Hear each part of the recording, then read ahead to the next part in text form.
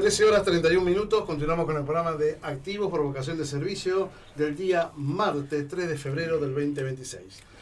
Bueno, escándalo en tribunales de La Plata, en calle 8, entre 56 y 57, en la capital de la provincia de Buenos Aires. El día 2 de febrero se tenía que celebrar una audiencia clave en la cual se armaba Lito Costilla, de La Plata, pero el fiscal Rivero no estudió la causa porque estuvo de vacaciones. Palabra del doctor Martín Sarubi sobre el caso de los policías acusados por la muerte de Lito Costilla. Tenemos tras la vía telefónica desde la ciudad de La Plata al doctor Martín Sarubi. Bienvenido, doctor, al programa de Activos por Vocación de Servicio y muchas gracias por esta entrevista. Hola, muy buenos días a la mesa y saludo, buenos días también a toda la audiencia del programa. Los saluda Juan Carlos Moreira, el doctor Maximiliano Esteban Ibarra Guevara y Jorge Boncore en los estudios de Activos por Vocación de Servicio. Ante que nada, feliz día, doctor. Muchas gracias igualmente. Bueno, doctor, cuéntenos, realmente sabemos, ya hemos tratado este caso y acá desde este programa, ya cumplimos 3 años al aire, y vemos que estos conflictos de la audiencia, con un acuerdo previo por un homicidio culposo, 5 años de pena, la falsedad ideológica, la dilatación de este proceso, hay algo que no nos cierra, y ayer lo escuchábamos en una entrevista periodística que le hicieron, que me parece que, como se dice acá en la jerga, le están errando muy pero muy feo. Bueno, primero los hechos me parece que conviene tenerlos en claro. El día 7 de octubre del 2020, cuando estamos atravesando la peor pandemia que acució al mundo entero a lo largo de su historia, los oficiales Aquino, Martínez y Rodríguez Medina se encontraban a las 23:40 horas patrullando en la ciudad de La Plata, arriesgando ellos su vida. Recordemos que para el mes de octubre todavía ni siquiera teníamos visos de la existencia de una vacuna que pudiera proteger al personal policial que, insisto, se exponía a enfrentar la muerte en resguardo de la sociedad en su conjunto. Había un decreto presidencial que establecía la prohibición absoluta de circulación, y el personal policial lo que estaba haciendo era precisamente hacer cumplir esa orden presidencial, evitar que nadie circulara. Ese mismo día, Néstor Costilla, alias Lito, estaba a bordo de una moto, había llevado a un amigo suyo con quien se había juntado a comer pizza. Todo esto, por supuesto, en violación de las normas de resguardo en el marco de la pandemia. Insisto, estaba cometiendo un delito en flagrancia, circulando en un momento, en un lugar que no podía estar circulando. El personal policial lo sigue, él pasa a gran velocidad, el personal policial lo sigue de atrás y él se sube, cuando advierte que es perseguido por el personal policial, se sube a un cordón, se estrella contra un poste, vuela unos metros y golpea su cabeza, y ahí pierde la vida.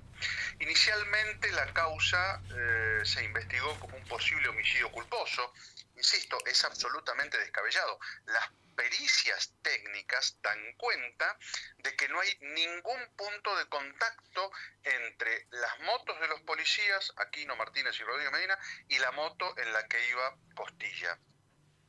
No solo se instruyó inicialmente la causa en orden al delito de homicidio culposo, sino que en determinado momento, entiendo que a partir de la presión insistente que encabezó la familia de Lito Costilla, particularmente la hermana, que es una militante política del MST, un partido de izquierda que están presentes en todas las audiencias, la causa pasó a investigarse como un homicidio doloso. Es decir, la Fiscalía, el doctor Condomía Alcorta, pero de manera absolutamente descabellada, les imputó el homicidio doloso a título de dolo eventual. Saben ustedes que la Corte Suprema de Justicia de la Nación hace muchísimos años, en el fallo Cabello, que era un muchacho que corría picadas, no existía el dolo eventual para nuestro derecho penal. Sin embargo, el doctor Condomía Alcorta y la jueza Garmendia, también de manera descabellada, y me voy a reservar los comentarios profesionales respecto del desempeño de ambos funcionarios, les imputaron el homicidio doloso y les dispusieron la detención, siendo que desde hacía 2 años mis defendidos, Aquino, Martínez y Rodríguez Medina, habían estado derechos, se habían presentado a cuanta citación les habían formulado, les habían notificado absolutamente todos los actos procesales, no había absolutamente ningún riesgo. Insisto, producto de la presión y teniendo en cuenta que los jueces y los fiscales siempre se cuidan ellos y el asiento que ocupan, más que preocuparse por hacer justicia, decretaron la prisión preventiva. Doctor. Por supuesto que la apelamos y la Cámara confirmó la prisión preventiva. Doctor. Hoy están con prisión domiciliaria, sí. Déjeme hacer una pregunta, así lo saco un poco la parte técnica y podemos llevar un poco esto a la parte de la audiencia. En un detalle muy específico que he visto mucho lobby, mucho énfasis que ha puesto tanto la mamá como la hermana, como usted mencionaba, era con respecto a las patadas y a un encuentro con un jefe del elemento, que si mal no recuerdo la policía local, que estos chicos integraban, ¿no? Entonces, que hablan del tema, no, estos solían pegar patadas y que había un contacto de patada que lo que esto marca, sin haber tomado vista el IPP. Es una ridiculez, eso no surge de ninguna manera de la causa. Eso es lo que quería tener claro, no surge en ningún momento en IPP. No, perfecto. De ninguna manera.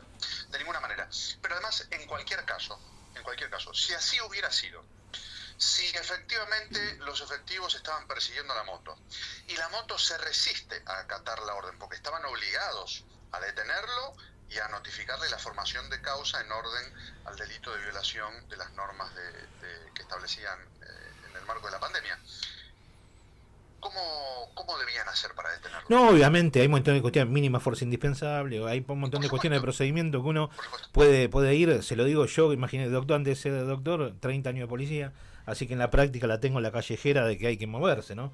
Es más que comprensible. Lo que me interesa que quede claro es, el hecho de ninguna manera ocurrió. Claro. No hay prueba que acredite la existencia del hecho, pero si hubiera existido, no hicieron más que cumplir con su deber. Porque su deber era detener a ese delincuente, en ese momento era un delincuente que estaba violando normas específicas del Código Penal. Estaba cometiendo un delito en flagrancia. Esto es claro como el agua. Yendo a la audiencia de ayer, luego de mucho hablar, empezamos conversaciones con la Fiscalía, con el secretario de la Fiscalía, el doctor Tondini, el día 25 de abril del año pasado. Desde abril a diciembre estuvimos conversando la posibilidad de arribar a un acuerdo de juicio abreviado. Finalmente consentimos el juicio abreviado en orden al delito de homicidio culposo con una pena de 5 años. Aclaro una cuestión muy técnica también, más allá de que yo y mis defendidos acordemos el juicio abreviado, nosotros vamos a pedir de todas maneras al Tribunal Oral que no homologue el acuerdo y que los absuelva porque, insisto, no hay la más mínima prueba que acredite la acusación. Entonces, llevamos las conversaciones, en diciembre llegamos a un acuerdo, el 31 de diciembre en horas de la tarde yo expresé mi conformidad y el juez, el doctor Vitale, que debo destacar, yo soy muy crítico del sistema de administración de justicia, sobre todo en el Departamento Judicial de La Plata, que es tristemente célebre, pero el doctor Vitale, titular del Tribunal Oral número 3 de La Plata, la verdad es que hasta acá ha tenido un comportamiento verdaderamente ejemplar. Es uno de los pocos magistrados que yo he visto que se maneja con absoluta independencia, imparcialidad y ecuanimidad en el proceso penal. Ahora, doctor, está más que clara la estrategia defensista, que bueno, la veo muy correcta. A veces uno tiene que caer en un juicio abreviado, una apelación posterior. A veces, la realidad es que yo en lo propio se lo traslado, ¿no? Me duelen estas cuestiones, tenemos que morir en un abreviado, cuando muchas veces yo siempre defiendo y por muchas causales uno no llega, sabe que la máxima expresión del derecho es el juicio oral, donde uno realmente está en ese mismo estado, realmente que yo veo de disparidad que existe con el fiscal, ¿no? Entonces creo que es la máxima expresión. No solo, fíjense que en esta causa tenemos al fiscal, a la querella, al Ministerio de Justicia y a la Comisión Provincial por la Memoria. Entonces tengo 4 acusaciones y una sola defensa. Pero quiero ir a la audiencia de ayer. El juez el 31 de diciembre nos convoca a la audiencia de ayer para que el Ministerio Público Fiscal y la querella formalicen el ofrecimiento de juicio abreviado, nosotros lo aceptáramos y lógicamente en ese contexto, para eso estaba convocada la audiencia, las partes debíamos argumentar la acusación porque consideraba que los imputados debían ser condenados y yo porque consideraba que en realidad debían ser absueltos. La sorpresa fue, por un lado, primero, que la fiscal apareció diciendo que en realidad el acuerdo de juicio abreviado debía ser por el delito de homicidio y falsedad ideológica, algo que yo nunca consentí. Quiere decir que entre el doctor Tondini y la doctora Rivero, titular de la Fiscalía de Juicio, evidentemente hubo un teléfono descompuesto. Un problema de comunicación. No solo eso, sino que además la fiscal, cuando finalmente, luego de yo haber hablado con mis defendidos, acordamos la salida alternativa para ponerle un punto final, porque es razonable no estar eternamente en vilo esperando un posible juicio que iba a ser por jurados, con lo cual iba a llevar muchísimo tiempo. Juicios por jurados en La Plata están fijando fecha de acá a 4 años. Para evitar todo ese desgaste, decidimos acordar el juicio abreviado. Cuando acordamos el juicio abreviado, la fiscal le pide al juez que le diera un tiempito para estudiar la causa, porque ella se había notificado ayer mismo, si bien la notificación había sido el 31 de diciembre, como ella estuvo de licencia y había pasado la feria judicial, ella no estaba al tanto de que se iba a hacer la audiencia. La verdad es que es una aberración, y yo lo expresé en la audiencia y hoy lo hice también en mis redes sociales a través de un video que publiqué. Es una vergüenza para todo el sistema de administración de justicia lo que pasó ayer. No existe la feria judicial en el foro penal en la provincia de Buenos Aires. Esto lo establece, y vuelvo a ser técnico, el artículo 139 del Código Procesal Penal. Todos los plazos son corridos. Son corridos, sí, totalmente. Solamente suspende el plazo para contestar el requerimiento de elevación a juicio, el ofrecimiento de prueba y el recurso contra una sentencia condenatoria. Con lo cual, la fiscal lo que reconoció, lo que alegó, es absolutamente su propia torpeza. Verdaderamente no me explico cómo esta señora hoy, de ayer a hoy, sigue siendo fiscal en La Plata. Si yo estuviera en su lugar, tendría un acto de dignidad y renunciaría inmediatamente. Aparte, por el otro lado, concordemos una cuestión que no es ajena a esto, que hay 3 muchachos que no conozco el estadio administrativo, deben estar cesanteados con respecto a la parte.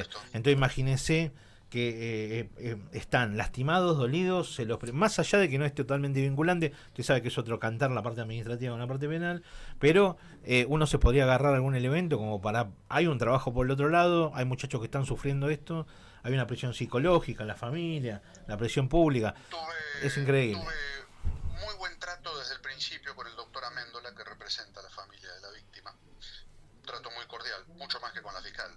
Yo no le voy a perdonar a la fiscal que se presentara una audiencia, ya es la segunda audiencia la que se presenta y pide una reprogramación porque no había estudiado el tema. Doctor. Pero el doctor Améndola me decía esto mismo, que la familia también está enojada, en realidad, con la fiscal. Doctor. Porque es absolutamente ineficiente, sí. ¿Van a tomar acciones que en contra de la fiscal por esa actitud? Por supuesto. Yo le pedí al tribunal, porque se lo dije, mire, si yo viniera a la audiencia, yo como defensor viniera a la audiencia y dijera, mire, no estudié la causa, puede reprogramar la fe, me sancionan y me apartan de la defensa, con razón, con justicia. En Espejo exigí lo mismo, que el tribunal libre oficio a la Fiscalía General. Si el tribunal no lo hace, yo voy a hacer una denuncia en la Fiscalía General, no tengan duda. Claro. Y es lo correcto. Sí, yo creo que la verdad que estas cuestiones es donde se ve bien reflejado, es el ejemplo categórico de...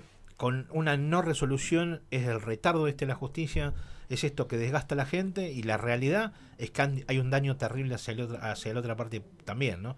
Pues imagínense que hay una familia atrás de la cabeza de estos uniformados. ¿Quién paga todo esto, doctor? Siempre. Doctor, ¿quién paga toda esta sensación? A ver, ¿sabe quién paga esto? Paga esto la familia. La familia de la gente que sufre, y los chicos y los pibes que necesitan el día a día. Eso lo paga. De uno y otro lado, ¿eh? Sí, de uno y otro lado. Las víctimas y los imputados. Esto es lo que voy a decir. Ellos no pagan absolutamente ningún costo. Y esto también quería resaltarlo. Ellos, cuando digo ellos, digo los funcionarios del Poder Judicial. El Ministerio Público Fiscal integra el Poder Judicial en la provincia de Buenos Aires. Por eso hablo del Poder Judicial. Esto lo dice siempre el doctor Soto, que es con quien yo me formé y con quien trabajo en el estudio.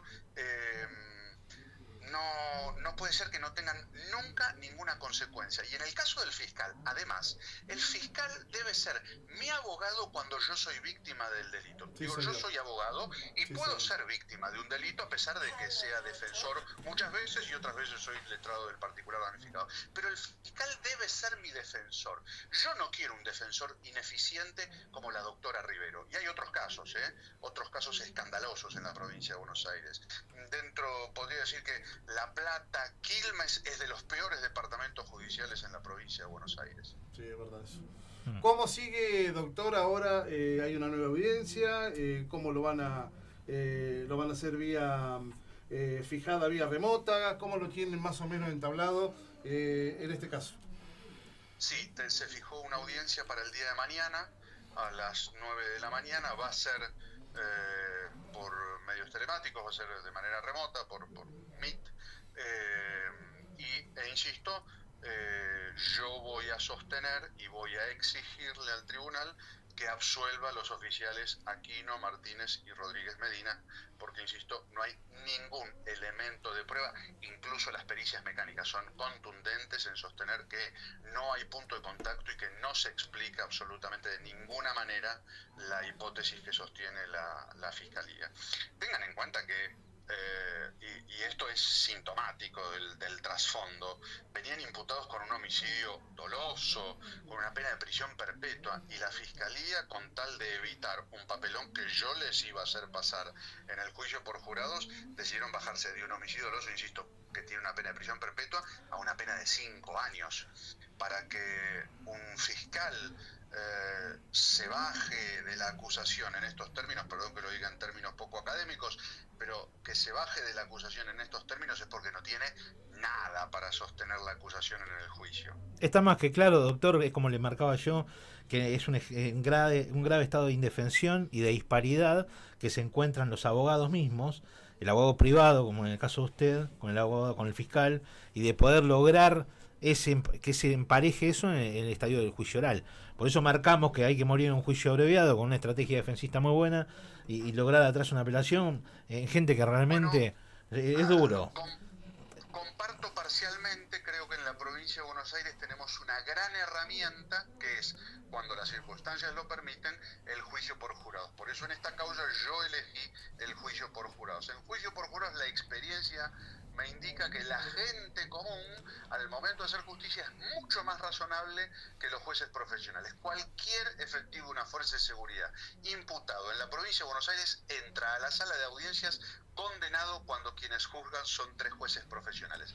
Sin embargo, la gente común respalda al personal de las fuerzas de seguridad. Comparto eso. La gente común respalda a la policía. Comparto eso. A su policía, que es la que la protege todos los días de los delincuentes como Lito Costilla, que están acechando todos los días en el conurbano bonaerense. Comparto eso, doctor, pero me refería específicamente a que durante el Estado, antes de llevar la TP intermedia, en la IPP, en la investigación, está en un estado de vulneración porque la causa se formó, ya te cesantearon, te cocinaron, te pegaron de todos lados. Sí, entonces imagínate, para cuando llegaste ya llegas todo roto. Entonces esa es la realidad hablando en criollo, doctor. Y en ese sentido también estoy absolutamente en desacuerdo en aquella postura tradicional que se sostiene en la Dirección de Asuntos Internos en cuanto a que el trámite administrativo es independiente del trámite judicial. Lo que determina los hechos cuando hay un delito y todas las consecuencias que se derivan del delito es la sentencia condenatoria firme. Hasta que no haya una sentencia condenatoria firme, yo creo y estoy convencido y peleo todos los días por eso, no se puede afectar absolutamente ningún derecho de la índole que sea respecto de un ciudadano porque sigue siendo inocente. Totalmente. Si el imperio es terrible y aparte que la ley lamentablemente es muy abierta cuando engloba por las dudas del articulado que te dice te envuelvo, viste, en cualquier otro tipo de falta que puedas haber cometido. Entonces vos decís no es específica, ¿no? Esas son decisiones políticas. Sí, totalmente. Que la doctora Bullrich, mientras estuvo a cargo de la cartera de seguridad a nivel nacional, dictó una resolución que le ordena a los jefes de las fuerzas no tomar ningún temperamento respecto de los subalternos cuando están sometidos a proceso penal hasta que haya una sentencia condenatoria firme. Está claro cuál es el mandato político que existe en la provincia de Buenos Aires en cabeza del gobernador Kicillof y del tristemente célebre también ministro de Seguridad de la provincia de Buenos Aires. Tengo entendido, por lo que me comentan distintos efectivos, que están echando policías a diestra y siniestra. La consecuencia directa de eso es la inseguridad que existe en la provincia de Buenos Aires. Doctor, le leo un mensaje acá, dice la familia de Lito salió a gritar asesino y quisieron venir a pegarnos a la familia de los efectivos, lo dice Eso es mentira, Natalia García. No. Está, bueno, Marcia González, una vergüenza a la fiscal, deberían sancionarla. Dicen, deberían haber algún reproche administrativo para ese tipo de conductas de los magistrados, en este caso la doctora Rivero. También dice, aprovechando el medio tan comprometido, el recuerdo de la audiencia de la doctora Graciela Rivero a través del Zoom este 4 de febrero, 9 horas. Estamos ansiosos por ver cómo la doctora demuestra superpoderes procesales tras haber analizado 5 años la causa en 48 horas. Todo una proeza académica, la verdad, tienen razón los mensajes que están diciendo. Creo que es imposible leer durante lo que ha ocurrido durante 5 años en la espera. Bueno, estos son los mensajes que nos están llegando. Dice, gracias por poner la causa al hombro junto a la familia, al doctor María Sarú, y lo dice Natalia García. Permítanme aclarar algo, es mentira esto que manifiesta la familia de Costilla. Yo estaba en la puerta de tribunales. Los familiares de los oficiales Aquino, Martínez y Rodríguez Medina estaban pacíficamente esperando que bajáramos de la escalera. La hermana de Lito Costilla, megáfono en mano, con una bandera del MST, estaba arengando, gritando asesinos, y quisieron ellos agredir a las familias de los oficiales. Y les recuerdo, permítanme recordar que no es la primera vez que pasa. De hecho, en esta causa, esos mismos familiares, esa misma señorita Costilla, rompió un patrullero y pintarrajeó todo el frente de un destacamento policial, con lo cual está claro cómo se comportan unos y otros.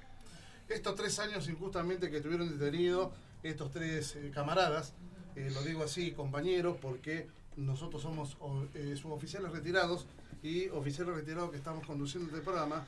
Creo que ya es más decir, de ver realmente, cuando lo dije antes, qué hacemos, cómo se paga todo esto, quién le quita lo bailado a estos camaradas que hoy por hoy son inocentes, ¿sí? Y usted muy amablemente nos está dando esta entrevista y de la cual tiene totalmente el conocimiento para, por supuesto, comprobar su libertad de estos 3 suboficiales, señor. Sí, yo creo que nadie les va a devolver el mal trago que están pasando. En estos casos, ustedes lo saben mejor que yo, la fuerza siempre les da la espalda. Políticamente ni hablar. Por eso creo que lo que más necesitan y lo que más quieren es tratar de dar vuelta a la hoja lo más rápido posible para poder volver a dedicarse a trabajar y a mantener a sus familias. Lamentablemente, doctor, si el trabajo de la asesoría letrada de asuntos internos, de control disciplinario sería el correcto, otras serían las consecuencias, otro sería el cuidado del personal. Creo que para eso existen y fueron creados, si no, lamentablemente el fin no sirve para nada. Y usted bien lo mencionó, que de otra manera, lamentablemente con una decisión política, podemos lograr grandes cambios con gente que de repente se interese, que esté a la altura y que conozca. Yo lamentablemente no soy, si uno no se dedica al rubro, sos ministro y sos licenciado en minoría, entonces no conoces el palo de seguridad, no conoces cómo funciona esto, es difícil desempeñarlo. O sea, lamentablemente, viste, es como dijeron en un momento, no sé si recuerda, que vino un ministro y dijo, en 6 meses yo corrijo todos los problemas que hay. Sí, no lo hizo y ahora quiere corregir los problemas en la Secretaría de la Cámara de Diputados. Entonces, si seguimos con este virus mentiroso, no llegamos a ningún lado, doctor. Discúlpeme que me dejo llevar por la sangre, pero esto me enerva. La asesoría letrada nunca defiende a los efectivos, nunca defiende a las personas, sino que defiende en todo caso a la institución. Me tocó intervenir en muchas causas en las que los policías confiaban en la asesoría letrada, y cuando yo asumí la defensa, la asesoría letrada todavía ni siquiera se había presentado. Esto nos pasó en el caso del oficial Amendolara, que fue, por ejemplo, entre otros, ¿no?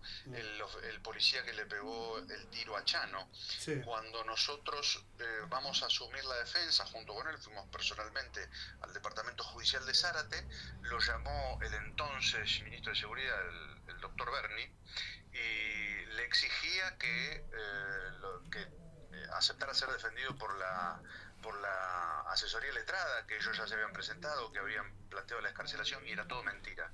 Todavía ni siquiera, cuando nosotros asumimos la defensa, todavía ni siquiera se habían presentado a aceptar el cargo los abogados de la asesoría letrada. Es una vergüenza cómo desprotegen al personal policial. Doctor, es una decisión política, en definitiva. Doctor, bueno, tenemos muchos mensajes, después ya lo vamos a ir leyendo. Yo le agradezco esta comunicación telefónica, por supuesto, si usted me lo permite, lo vamos a volver a molestar para ver qué es lo que sucedió, ¿sí? O lo que va a suceder, por supuesto, en esta remota audiencia, ¿sí? Que ustedes van a tener, y saber realmente cuáles son los pasos a seguir según lo que ocurra el día de mañana, ¿verdad? No es ninguna molestia y estoy a disposición, y les agradezco de antemano el hecho de que, como dijeron algunos de los mensajes, se hubieran puesto esta causa al hombro y le dieran difusión a estos temas. Doctor, le agradezco mucho esta entrevista y bueno, y estamos en contacto permanente. Un gusto, igualmente. Un gran saludo, doctor, a disposición. Saludos. Buenos días. Buenos días. Fue el doctor Martín Sarubi, ¿sí? Con todo lo que ha ocurrido en lo que respecta a la causa armada Lito Costilla. Voy a leer todos los mensajes de lo que hoy nos están escribiendo a partir de esta entrevista. Voy a arrancar así, por supuesto. Muchos mensajes. Son muchísimos mensajes, ¿sí? Sí. Dice acá, bueno, chicos, los escucho bajo la comunicación. Bueno, una vergüenza del fiscal, lo dice Natalia García. También dice, vamos a leer acá, se destacaron, a ver, ya vamos a leer. Dice, la dilatación en los procesos es un delito, dice Justicia para los 8. Natalia García dice, la familia delito salió a gritar asesino y quisieron venir a pegarnos a las familias y a los efectivos. Una vergüenza al fiscal, debería sancionarla, dice María Soledad González. También dice Nicolás, deberían de haber algún reproche administrativo para este tipo de conducta de los magistrados en el caso de la doctora Rivero. Justicia para los 8 dice, aprovechando este medio tan comprometido, le recuerdo que la audiencia de la doctora Graciela Rivero a través del Zoom el día 4 de febrero a las 9 de la mañana, o sea que será mañana esta audiencia vía remota. Dice Justicia para los 8, estamos ansiosos de ver cómo la doctora demuestra sus superpoderes procesales tras haber analizado 5 años de la causa en solo 48 horas, toda una poesa académica. Dice Nicolás 2513, Maxi, pasá que en un juicio abreviado te haces cargo de como esos hubiese sido el responsable. Sí, la verdad ya lo estuvimos hablando. Dice Natalia García, gracias por poner la causa al hombro junto a la familia. Martín Sarubi. Dice Ivana Martínez, justicia por los 3 policías que estuvieron 3 años injustamente. Natalia García dice, pongamos en preventiva a la fiscal. Iván Martínez dice, el señor del MTC, dice, quiso pegar a la familia. Bien, el señor que estaba, el de la agrupación, él dice, del MST, quiso pegar a la familia de los policías. Dice Nicolás 2513, ¿qué opinión tiene el doctor sobre esto? Vamos a otro mensaje más. En un modo operandi que ocurre en todas las provincias, lamentablemente somos miles. Doctor, la causa Costilla no es un caso aislado, dice Damián Romero. Gracias, Daniel. Tal cual estamos ansiosos de ver cómo se aplica sus dotes de lectura relámpago tras una causa de 5 años y en 48 horas ni Flash se atrevió a tanto compromiso. Y para leer el último mensaje, dice Damián Romero, sanción en lo que se desprotegen al personal. Así que muchísimas gracias por todos los mensajes, muchísimas gracias por seguir el programa de Activo Provocación de Servicio, nosotros se los leemos. Gracias al doctor Martín Sarube por prestarse a esta entrevista y contar realmente de lo que está sucediendo y lo que sucedió ayer lunes en la puerta de los tribunales de calle 8 entre 56 y 57 lo de que la es claro Provincial La Plata. que es muy difícil trabajar así. Entonces, si no le damos el respaldo al personal policial para que trabaje, sinceramente, de pico no se puede trabajar. No podemos realmente exigirle, porque fíjate, no es solo, no le damos arma, no le damos cargador o le mentimos. Vos acá mismo lo ves a la noche, andate a caminar a la peatonal y fíjate cuántos personas hay. Están los pobres muchachos de caballería solo, son 2, 3, con la cantidad de gente que hay estos días, no sé si lo ves. Es impresionante. Vamos a leer el último mensaje. Sí. Dice Natalia Giselle García. Gracias a todos por el apoyo, como siempre, a la audiencia. Y ustedes, Juan, y activos por vocación de servicio. No, Nati, estamos a tu disposición. Vos sabés que del minuto 1 que comenzó Activo por vocación de servicio, siempre vamos a estar con el tema de lo que tiene que ver con las causas armadas y la falsa denuncia. Este programa de ustedes, y nosotros nos sentimos parte y queremos sumar a través de la difusión de todo lo que sucede con estas causas armadas, porque ningún medio a nivel provincia o nacional hemos visto que se hayan tomado en serio todo lo que respecta a lo que tiene que ver con la privación casi ilegal de la libertad de nuestros camaradas y compañeros, que lo primero que hacen es ponerle los ganchos. Lo primero que hacen es poner los ganchos. Después investigamos. Lo primero que hace la policía es separarlo y tenerlo o en cesantía o bien bajo, como se dice ahora, desafectado de servicio. Y detrás hay una familia. Esa familia, hay hijos, hay abuelos, hay tíos, hay hermanos, hay familias que son integradas, hay familias que tienen chicos con dificultades, ¿sí? Hay chicos que son con algunos problemas de salud. Por eso hay muchas cosas técnicas y económicas para recriminar, porque fíjate que administrativamente yo te desafecto, vos funcionario público sos cuestionado, te pones un costado, vamos a suponer que hasta ahí la medida es justa, pero ¿sabes qué? La retención del 50% del haber, el no cobrar el 50% y vos materializás cuando vas al cajero, que el 50% no lo cobrás, ahí es donde sufre que tendría que estar más protegido. Entonces, ¿qué es lo que pasa? El cuestionamiento más grande es el tema económico, porque es la retención del 50%. Ahora, si vos me decís como funcionario, me están marcando 2, 3, me están apuntando, me tengo que correr, ¿sí?